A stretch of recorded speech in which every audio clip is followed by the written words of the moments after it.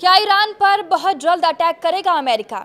नमस्कार, मैं हूं साक्षी झा और आप देख रहे हैं न्यूज़ 18 का डिजिटल प्लेटफॉर्म।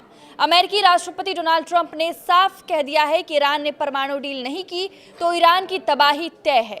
उन्होंने कहा है कि इजराइल ने ईरान के ठिकानों पर हमला किया तो अमेरिका न सिर्फ उसे समर्थन देगा, वो इजराइल को हवाई ईंधन और दूसरी सैन्य मदद भी पहुंचाएगा। अमेरिका और ईरान के बीच चल रही तनातनी के बीच अमेरिका का एक और विमान वाहक पोत पश्चिम एशिया पहुंच गया है। वहीं जेनेवा में अमेरिका और ईरान के बीच परमाणु मुद्दे पर दूसरे दौर की बातचीत चल रही है। इसमें शामिल होने के लिए ईरान के विदेश मंत्री अब्बास अरागची जेनेवा पहुंचे हैं। एक तरफ बातचीत चल रही है तो दूसरी ओर दोनों देशों के बीच तनाव बढ़ता जा रहा है। कहा जा रहा है कि कुछ समय पहले जब फ्लोरिडा में इजराइल के प्रधानमंत्री बेंजामिन नेतन्याहू अमेरिका के राष्ट्रपति डोनाल्ड ट्रंप से मिले थे तो ट्रंप ने नेतन्याहू को कह दिया था कि ईरान ने अमेरिका से समझौता नहीं किया तो वो ईरान के बैलिस्टिक मिसाइल कार्यक्रम पर इजराइल के हमले का पूरी तरह से समर्थन करेंगे।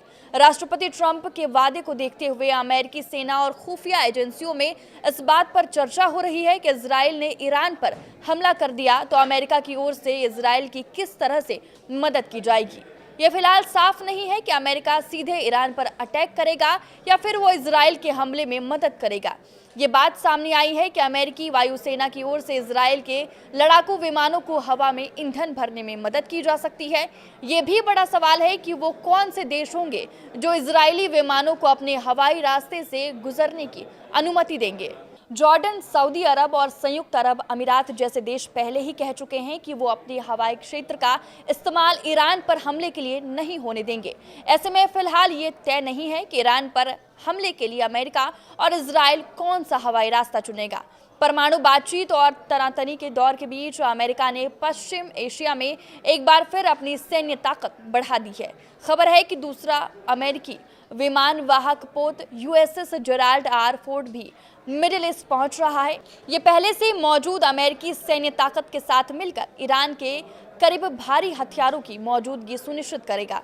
राष्ट्रपति ट्रंप ने इसे एहतियात कदम बताया है। उनका कहना है कि बातचीत विकल्प होती है तो अमेरिका बिल्कुल तैयार है।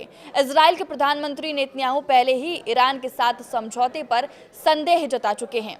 उनका कहना है कि किसी भी समझौते में सिर्फ परमाणु कार्यक्रम नहीं, ईरान के मिसाइल कार्यक्रम और उसके समर्थित संगठनों की फंडिंग पर भी रोक होनी चाहिए। ईरान ने संकेत दिया है कि वो कुछ हद तक यूरेनियम संवर्धन कम करने पर विचार कर सकता है। बदले में उस पर लगे आर्थिक प्रतिबंध हटाने होंगे। पर परमाणु समझौते को लेकर अब तक स्थिति साफ नहीं है। वहीं अमेरिका और ईरान के बीच जेनेवा में दूसरी ओर की बातचीत चल रही है। ओमान की मध्यस्थता में ये बातचीत चल रही है। अमेरिकी प्रतिनिधि स्टीव विटकॉफ और जेरेड कुशनर इसमें हिस्सा लेंगे। विदेश मंत्री मार्को रूबियो ने कहा कि राष्ट्रपति ट्रंप पहले बातचीत चाहते हैं, लेकिन सभी विकल्प खुले हैं। ऐसे में ईरान पर लगातार दबाव बढ़ता जा रहा है। आप किस वीडियो पर क्या राय है, हमें कमेंट करके जरूर बताएं। नमस्कार।